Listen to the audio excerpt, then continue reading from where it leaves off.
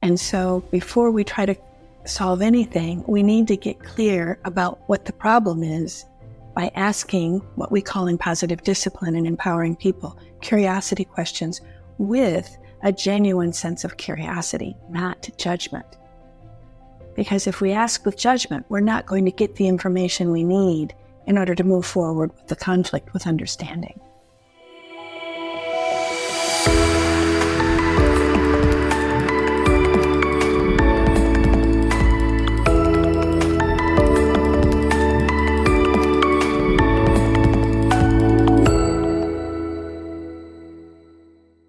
Welcome to Leadership Empowerment with Yogi Patel, the podcast where we dive into the world of leadership and explore various tools that can transform many leaders. I know I was one that needed a lot of help, and I'm hopeful that you will get some insights to help you along your journey.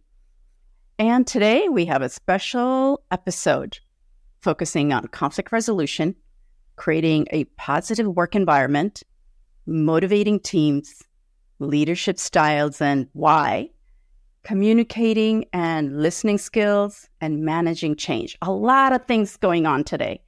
And this is the first podcast for the leadership experience. And I am thrilled that my mentor, an expert in leadership coaching, Dina Emser, she's also a founder of Empowering People in the Workplace, positive discipline lead trainer, author, and a friend. Welcome, Dina. Thanks, Yogi. My pleasure to be here. So tell us a little bit about your journey. You know, we all have that story of how we began our journey into leadership. Yeah, it's such an interesting question, isn't it? I feel like my mom helped me realize mine started when I was very young. She tells a story about me helping the neighbor across the street get on the bus for the first day of kindergarten. And it just wasn't anything that was a problem. It's like she was crying. I was excited. I just grabbed her by the arm and said, let's go. And away we went. So I feel like that has started me on a path where I can't resist leadership. Opportunities just find me, and I always have my hand up. So I've been a teacher. I started my career as a teacher, an elementary school teacher, ended up directing a positive discipline school for 10 years. Then while I was there, I hired my first coach, and the coaching industry was very new. It was the late 90s. And so I was so impressed and impacted by that coach that I decided I had to become a certified coach. I thought it would really help me in my leadership role at that point. What happened? It did. But I decided I was done with that and wanted to also jump into the entrepreneurial pool of owning my own business. So I've been coaching, training, writing, speaking for a little over 20 years now. And it's definitely the highlight of my life. Yeah, I can see your eyes light up when you coach and when you see the pennies drop for the other person. I know that I've had the pleasure of working with you while leading a school, and when I went to two schools, and you had created this amazing program that was really helpful. And when we met and when I was in the conversation of being encouraged, I was a better leader. And I just can't imagine any leader working without having some support. And you provide that. You know, it's just that foundation or that someone that's just got your back. Right. That just changes the trajectory of a leader. And I know that your background also is in positive discipline. Can you tell us how that journey began? It was so strange. I was actually teaching in public school. My daughter was enrolled as a kindergartner locally, and we just noticed some changes happening we weren't particularly excited about. I don't know, we felt like the light had kind of gone out of her eyes. We thought, well, let's just look around and see what other possibilities there are. And fortunately for me, there was a private school not too far away, a bit of a drive. But we went and looked. The kids were doing class meetings the day my husband and I visited, and I was sold. It's like I couldn't believe the atmosphere. So there was no opening for our daughter, so we were just on the list. And then late December, I got a call from the school, and they said, one of our teachers was supposed to just take a 6-week leave, is now leaving permanently, and we need a sub in kindergarten. And if you come, we'll also make a spot for Lindy. I was like, I took a leap. Yogi, a huge leap. of faith and joined when I knew nothing about positive discipline other than that one visit to the school. So I learned every day by watching and listening to the other teachers, by meeting with the director, by getting as much Adlerian background training as I could to bring myself up to speed to where I knew that I needed to make changes. Wow. What a gift for your daughter and yourself, and courage to take that leap. And many of us take those leaps without really conscientiously being aware of what we're doing. We just do it out of love. And then we jump into that big pool of lots of stuff. And then, how we got to figure out Yep. Yeah. But then something must have gelled because a year and a half later, the director left and the board asked me to take over. Now, granted, that sounds like a ridiculous ask, right, of the board. But the school was small enough. And I think they just saw potential in the way that I hit the ground running in terms of the learning. And I just loved it so much that it just felt like a natural place for me to be. So then I said yes to that, which then projected my learning and my challenges, by at least 150%. So the continuum of growth and learning. And so that tells me, I bet in your time in a classroom and leadership positions that you've held and coaching, let's talk about conflict resolution in leadership. So how would we use positive discipline or the coaching strategies that you have come up with to creating this impactful environment and handling conflict resolution with an outcome that would be somewhat win-win or positive in nature?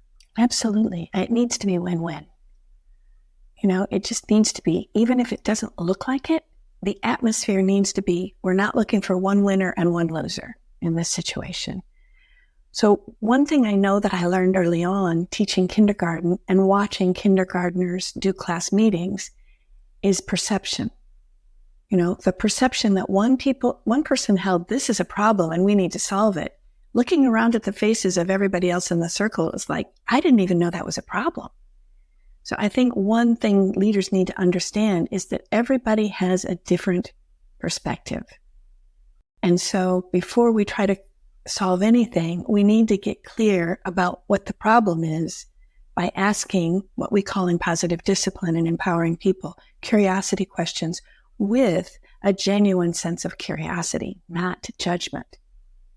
Because if we ask with judgment, we're not going to get the information we need in order to move forward with the conflict with understanding.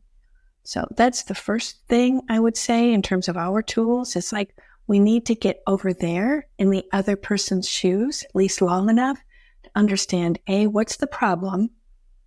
B, what's the focus? It's like, what's the solution we're actually looking for? And C, what role did I have in causing whatever it is that's going on, and being open enough and open-hearted enough and genuinely interested enough to be able to hear that. Yeah. Yeah, lots going on.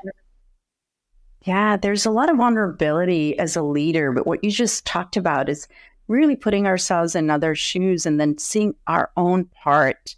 And that vulnerability piece is huge when you're basically saying, well, and if you do figure out what your role is, then where do you go from there? Well, I think that's the first piece, is understanding your role, understanding the role of others, and also your willingness then to collaborate on a solution.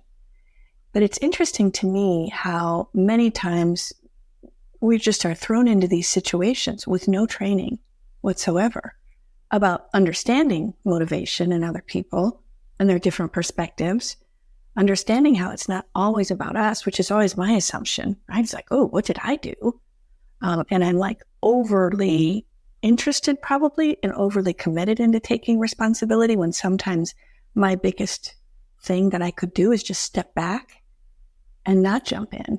So I guess the training piece for me is the part that's just absolutely so essential, which is why empowering people in the workplace is for everyone. Because we can't assume that just because we're adults, we know how to get along together on this playground called life, right? Or the playground called work. Absolutely. And creating some ways to perhaps connect with the team, it seems like. So we have to first even know the folks that are working around us and a little bit about their perspective, or possibly because understanding other human beings is a very, very confusing and challenging task. And then in the world of now working from home and working in place, some of those challenges can come through. And I appreciate what you said. It's similar to the classroom challenges or challenges we have in our home. How do we solve them? Chances are we have that same theme.